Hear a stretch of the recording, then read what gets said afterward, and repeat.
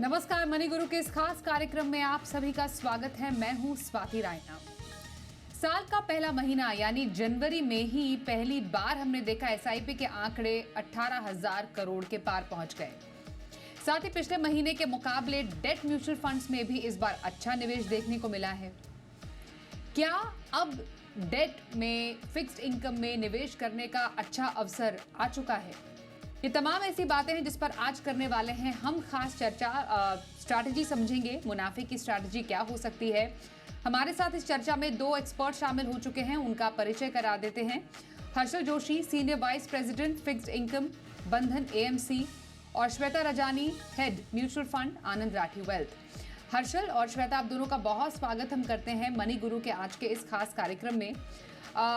साल की शुरुआत में ही कुछ बड़े इवेंट्स, बड़े मेजर इवेंट्स हमने देखे हैं जिनका जो इम्पैक्ट है डेफिनेटली बाजार के साथ साथ आप सबके इन्वेस्टमेंट्स पर, जो दर्शक निवेशक हमें देख रहे हैं उन पर भी पड़ेगा।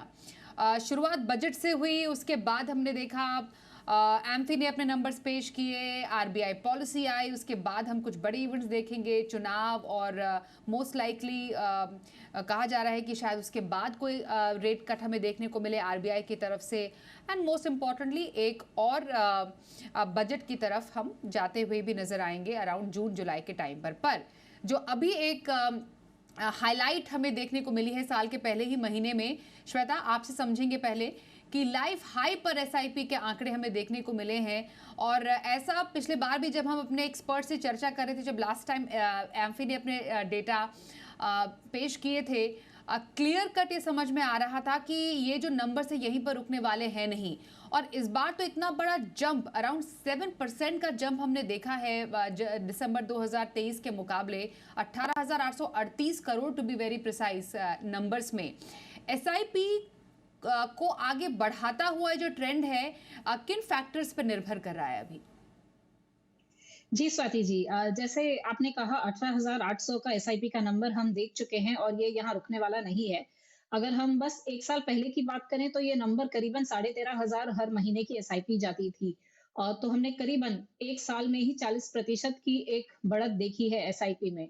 अब यहाँ पे दो तीन बातें हैं जो मैं आपको ध्यान में लाना चाहूंगी। सबसे पहले तो एक आरबीआई की डेटा आती है, हाउस होल्ड सेविंग्स डेटा जिसे हम कहते हैं। वहाँ देखा गया है, अगर 2012 की हम डेटा देख लेना, तो हर साल जो एक आम आदमी अपना जितना भी सेविंग्स है उसे निवेश करता है, उसका करीबन 1% इक्विटी फंड्स में जाता था। ये नंबर आज बढ़ के 7% हुआ है। जो अगर हम दूसरे देशों के मुकाबले देखें तो वैसे तो काफी कम है, बट ये आंकड़े हमें ये बताते हैं कि ये 18,800 पे नहीं रुकेगा। ये एक चेंज है, एक ट्रेंड चेंज है, जहां एक आम निवेशक डेट से थोड़ा शिफ्ट होकर इक्विटी की ओर बढ़ रहा है। दूसरी बात, अगर हम एसआईपी की डेटा को देखें जो हर महीने आती है, फोलियो की डेटा, आज के दिन करीबन आपके पास 7,90,00,000 फोलियोज हैं एसआईपी के, और ये हर महीने करीबन यहाँ 30 से 35 लाख नए फोलियो जुड़ रहे हैं। और काफी हद तक ये पोर्टफोलियो जो जुड़ रहे हैं, जो B30 हम कहते हैं, जो बियॉन्ड द टॉप 30 सिटीज, यहाँ से एक ज्यादा एसआईपी की अमाउंट आ रही है अब। तो आज के दिन पे ये जो फोलियो ब्रेकअप है, करीबन आधा B30 से आ रहा है, जो पहले नहीं था। सो एक होलिस्टिक अप्रोच लिया जा रहा है, और इन दो कारणों की वजह से मेजरली हम देखेंगे कि ये एसआईपी की अमाउंट हर महीने यहाँ से बढ़ती जाएगी। तीसरा, जो एक निवेशक का एक्सपीरियंस रहा है इक्विटी में, अब हम सब देख रहे हैं कि अगर आपको डबल डिजिट रिटर्न चाहिए तो इक्विटी में वो पोटेंशियल है आपको डबल डिजिट रिटर्न देने का। और डेट में अगर आप लंबे समय तक रहेंगे तो आपको 6.5-7% की रिटर्न बनेगी। तो ये एक हम कहेंगे कि इन्वेस्टर आज ज्यादा समझदार हो रहा है, और एक एसेट एलोकेशन चेंज उनके पोर्टफोलियो में दिखता हुआ नजर आ रहा है, जिसके कारण ये एसआईपी का अमाउंट यहाँ से हम हर महीने बढ़ते हुए देख सकते हैं। बिल्कुल। तो आगे भी हमें जैसा बता रही है श्वेता, ये पूरी उम्मीद है कि ये जो नंबर्स हैं आगे और भी ज़्यादा बढ़ेंगे। पर यहाँ पर क्योंकि हमारे साथ हर्षल भी हैं जो कि एक फिक्स्ड इनकम स्पेशलिस्ट हैं, वो एक अलग एस्पेक्ट पे शायद हमें हाईलाइट करके बताएं।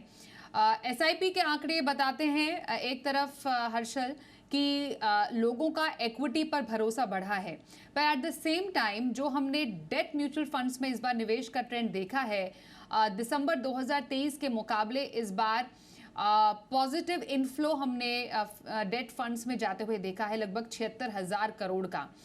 कुछ इतना ही, लगभग इतना ही हमने आउटफ्लो देखा था दिसंबर 2023 में डेट फंड से जाते हुए। तो क्या अब मौके बन रहे हैं निवेशकों के लिए? क्या एक माहौल बन रहा है, सर्कमस्टांसेस बन रहे हैं निवेशकों के लिए डेट म्यूचुअल फंड में निवेश करने के, Harshal? Debt mutual fund actually is predominantly, अगर आप नोटिस कीजिए, इसमें इंस्टीट्यूशनल मनी काफी होती है। Every quarter if you observe, जो last month of every quarter है उसमें आप बड़ा रिडेम्पशन देखेंगे। First month of every quarter, जैसे आपके एग्जांपल में दिसंबर और जनवरी, सो दिसंबर जो last month of the quarter है आप उसमें रिडेम्पशंस ऑब्जर्व करेंगे, और जो जनवरी है उसमें आप नोटिस करेंगे कि वो जो रिडेम्पशंस आए हैं वो पैसे वापस आ जाते हैं, क्योंकि प्रिडोमिनेंटली ये जो कैटेगरी है fixed income category is dominated by the institutional clients. Whereas अगर आप बात करिए डेट में इन्वेस्ट करने की, मैं सहमत हूँ from the concept of asset allocation.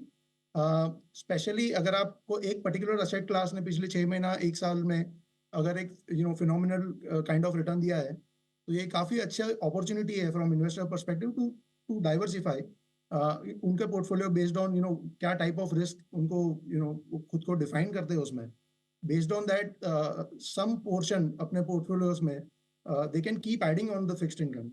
इसका एक और रीजन मैं आपको बताता हूँ। सो पिछले 18 महीने से पिछले 2 साल में आरबीआई ने रेट इंक्रीज किए थे कोविड में, जो उन्होंने रेट कट किए थे उनके बाद। आज 1 साल से आरबीआई का पॉलिसी काफी स्टेबल रहा है, पर जो इंटरेस्ट रेट्स है, जो मैं बात कर रहा हूँ यील्ड्स की, यील्ड्स में काफी रीएडजस्टमेंट्स हुए हैं। अगर आप एक बेसिक बैंक एफडी भी नोटिस कीजिए, 200 से 250 basis point bank FDs have readjusted in the period of 6 months to 12 months. Even अगर हम म्यूचुअल फंड में फिक्स्ड इनकम की बात कर रहे हैं, जो कॉर्पोरेट बॉन्ड्स वगैरह सेगमेंट है, वो भी काफी हद तक एडजस्ट हुए हैं पिछले 6 महीना और पिछले 6 से 12 महीने में इन पर्टिकुलर। सो फिक्स्ड इनकम में इन्वेस्ट करने का सही समय क्यों है? नंबर 1 पॉइंट, क्योंकि काफी हद तक यील्ड्स जो है वो एडजस्ट हुए हैं। सो स्टार्टिंग पॉइंट अगर आप कंपेयर करें पिछले साल से, तो काफी हद तक वो ज्यादा इंटरेस्टिंग है, ज्यादा अट्रैक्टिव है at this point in time. Also हम एक ऐसे दौर से गुजर रहे हैं जहां पर अगले साल हम ऑब्जर्व करेंगे कि not only India but globally also, जैसे फेड है, ईसीबी है, ये इनके भी रेट कट शुरू होने वाले हैं। सो ये कहीं एक सही मौका है फिक्स्ड इनकम, अगर आप एज एन इन्वेस्टर काफी ट्रेडिशनल इन्वेस्टर हो और if you believe that equity is doing well और इक्विटी में कंटिन्यू करना है, बट फिक्स्ड इनकम ने काफी कुछ एडजस्ट किया है इन पिछले 6 महीने 12 महीने में। सो एक अच्छी अपॉर्चुनिटी डेफिनेटली है फिक्स्ड इनकम में। बिल्कुल, मैं आपसे समझूंगी भी अभी थोड़ी देर में हर्षल कि कहाँ पर एग्जैक्टली हमें फिक्स्ड इनकम में एक निवेशक को पोर्टफोलियो अपना सेट करना चाहिए।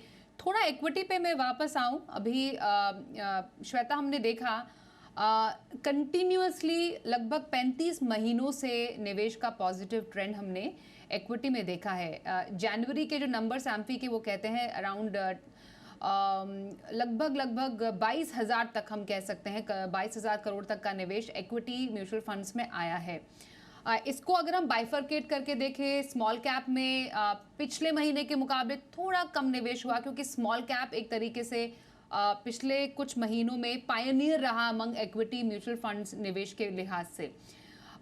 मिड कैप में लगभग 2,000 करोड़ का निवेश, वहीं लार्ज कैप ने एक बार फिर से अपनी रफ्तार पकड़नी शुरू की है और हमने लगभग 1287 करोड़ का इनफ्लो यहाँ पर आते हुए देखा। तो विद इन इक्विटी आपको क्या लगता है, अभी जो लार्ज कैप, मिड कैप और स्मॉल कैप पे निवेश आ रहा है, वो साल की शुरुआत में ही कैसा ट्रेंड सेट कर रहा है? जी स्वाति जी, अगर आप पिछला 10 महीना अगर हम देख लें, ये फाइनेंशियल ईयर की मैं बात कर रही हूँ, तो लार्ज कैप में शुरुआती कुछ महीनों में आपने आउटफ्लो देखा, और वही मिड कैप और स्मॉल कैप की जो कैटेगरीज है, हर महीने वहां पे करीबन 3,000 से 4,000 इनफ्लो आ रहा था। अब क्या हुआ है, अगर हम लार्ज कैप देख लें तो करीबन 25% की रिटर्न बनी है अप्रैल से लेके जैन तक। वहीं पर मिड कैप की 52% की रिटर्न बनी है और स्मॉल कैप की करीबन-करीबन 60% की रिटर्न बन चुकी है। तो हर निवेशक के एक पोर्टफोलियो में भी अगर हम देखेंगे तो जो स्मॉल कैप अगर उन्होंने शुरुआत करी होगी समझ लीजिए 30% से, अब वो बढ़ के कहीं न कहीं उनके पोर्टफोलियो में 35 से 40% हो चुका है। तो एक तो ये ज़रूरी है कि आप अपना पोर्टफोलियो रीबैलेंस कर लें। दूसरी हम वैल्यूएशंस की बात करें तो इतने बढ़ाव की वजह से स्मॉल कैप में कहीं न कहीं थोड़े वैल्यूएशन के कंसर्न्स आ गए हैं। तो इन 2 कारणों की वजह से ही लार्ज कैप में वापस एलोकेशन जाना एक बहुत ही नेचुरल सी बात है कि आप देखोगे कुछ महीनों के लिए अब लार्ज कैप एलोकेशन बढ़ने लगती है हर क्लाइंट के पोर्टफोलियो में। सो मैं एक्चुअली मेरे हिसाब से जो कैटेगरीज लार्ज कैप हेवी है, लार्ज कैप हो गई, लार्ज एंड मिड हो गई, फ्लेक्सी हो गई, यहाँ पे हम देख सकते हैं कि आते कुछ महीनों में शायद हम देखें एलोकेशंस बढ़ती है या नेट फ्लोज यहाँ से बढ़ते हैं। और कैटेगरीज जैसे मिड, स्मॉल, मल्टी जहाँ पे पिछले कुछ महीनों में काफ़ी पैसे बन गए और इन्वेस्टर्स ने वो रिटर्न देखा है, प्रॉफिट बुकिंग होगी, पोर्टफोलियो रीबैलेंस होगा, तो उस कारण से वहाँ रिलेटिव बेसिस पे नेट फ्लोज़ हमारे कम हो। ओके, बिल्कुल। मैं हर्षल आपसे जानना चाहती हूँ कि अब क्योंकि हमने जिस दिन देखा एम्फी ने अपने नंबर्स पेश किए, उसी दिन आरबीआई ने पॉलिसी भी अपनी पेश की। ऑन एक्सपेक्टेड लाइंस आरबीआई ने कोई भी इंटरेस्ट रेट में कोई चेंज नहीं किया, पर जो एक्सपर्ट्स हैं वो पहले से ही बोलते आ रहे हैं, जैसे आपने अपने इनिशियल कमेंट्स में भी कहा कि अभी अब डेट फंड या फिक्स्ड इनकम में निवेश के काफ़ी अच्छे मौके अब बनेंगे, क्योंकि थोड़ा सा डल साल हमने 2023 फिक्स्ड इनकम के लिए अगर हम डेट म्यूचुअल फंड्स देखें उनके उसके लिहाज से देखा था। अभी सबसे पहले ये जो एक इम्पैक्ट या इफेक्ट हम देखेंगे डेट म्यूचुअल ये ब्याज दरों की कटौती का डेट फंड्स पे, वो किस तरीके से निवेशकों तक पास ऑन होगा? तो आरबीआई पॉलिसी जैसे मैं कह रहा था काफ़ी कंसिस्टेंट रही है पिछले 12 महीनों से। तो आरबीआई इंक्रीमेंटली रेट कट कब करेगा ये सबसे बड़ा सवाल है। फ्रॉम रेट पर्सपेक्टिव आरबीआई के जो 2 मेजर क्राइटेरिया है, एक है ग्रोथ और एक है इन्फ्लेशन। अगर आप पॉलिसी नोटिस कीजिए नेक्स्ट ईयर के लिए आरबीआई ने रियल जीडीपी का एक्सपेक्टेशन दिया है 7% पे। आरबीआई ने इन्फ्लेशन का एक्सपेक्टेशन दिया है 4.5% average for the next year. Either of the two अगर अगर ये बैलेंस कहीं कम ज़्यादा हो गया, सो फॉर एग्जांपल कहीं ग्रोथ एक्सपेक्टेशन से कम हो गई या अगर इन्फ्लेशन एक्सपेक्टेशन से कम हो गया, देन हम ऑब्जर्व कर सकते हैं दैट शायद RBI will be more inclined rate cut के लिए।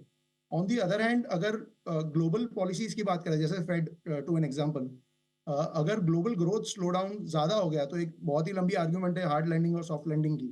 तो कहीं सॉफ्ट लैंडिंग से निकलकर टुवर्ड्स हार्ड लैंडिंग अगर ग्लोबल ग्रोथ और ग्लोबल पॉलिसीज जाती हैं तो हम ऑब्जर्व करेंगे आरबीआई माइट बी मोर कीन रेट कट के लिए।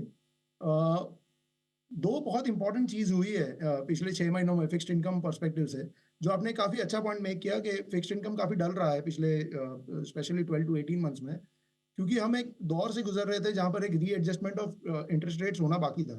तो आरबीआई ने अपना रेट्स बढ़ा दिए थे ग्लोबली जो सेंट्रल बैंकर्स कर रहे थे उसके हिसाब से, और इन्फ्लेशन को टैकल करने के हिसाब से जो पोस्ट पॉलिसी जो इफेक्ट हुई थी। लेकिन इन लास्ट 6 महीनों में 2 इंपॉर्टेंट चीज़ हुई है। एक हुआ है बॉन्ड इंडेक्स इंक्लूजन और दूसरा जो अभी बजट हुआ है जिसमें फिस्कल कंसोलिडेशन ने एक्चुअली सेंटर स्टेज ले लिया है। तो ये दोनों चीज़ें अगर आप ऑब्जर्व कीजिए ये डिमांड और सप्लाई को इफेक्ट करता है बॉन्ड्स के and in favour of demand. So from that perspective, fixed income again becomes very attractive, very interesting because इतना बड़ा स्केल का एडजस्टमेंट जो एफपीआई का इंडेक्स इंक्लूजन हुआ है, एज वेल एज जो फिस्कल डेफिसिट पे जो फाइनेंस मिनिस्टर के कमेंट्स भी थे कि अगले साल भी they are kind of planning के 4.5 के नीचे fiscal deficit is the kind of target for FY26. So अगर ये कंटिन्यू रहता है in that format, then next 1-2 years के लिए फिक्स्ड इनकम काफी अट्रैक्टिव साउंड करता है। इसमें आरबीआई की एक्चुअली रेट कट की भी जरूरत नहीं है क्योंकि जो डिमांड सप्लाई इटसेल्फ है दैट इज सफिशिएंट आपके एग्जिस्टिंग इन्वेस्टमेंट्स को to give some push if everything else remaining constant. बिल्कुल। तो कुछ इम्पोर्टेंट ट्रिगर्स अभी फिक्स्ड इनकम बाजार के लिए भी आने वाले टाइम में जिसका फायदा निवेशक उठा सकते हैं। एक ब्रेक का वक्त यहाँ पर हो गया है। चर्चा आगे भी जारी रहेगी हमारे दोनों एक्सपर्ट्स के साथ। बने रहिए हमारे साथ।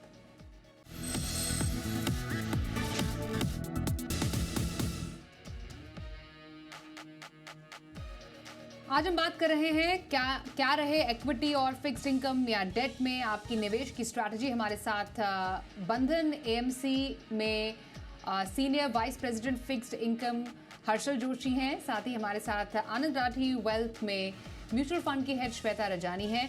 श्वेता, अब इस सेगमेंट में दोनों एक्सपर्ट से समझेंगे इक्विटी और फिक्स्ड इनकम दोनों में ही अलग अलग अब इन्वेस्टमेंट स्ट्रैटेजी क्या रहे।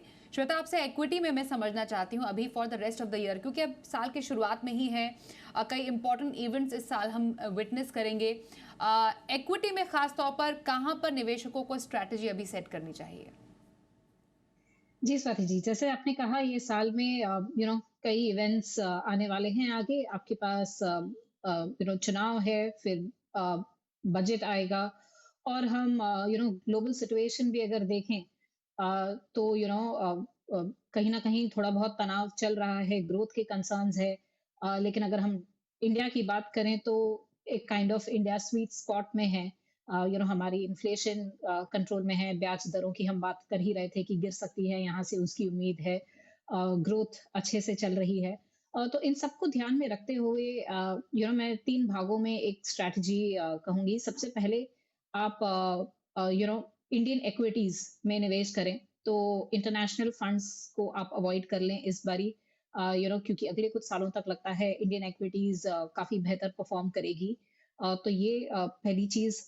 दूसरी चीज, जो आपका मार्केट कैप स्प्लिट होना चाहिए। अब जैसे थोड़ी देर पहले हम बात कर रहे थे large cap, mid cap, small cap.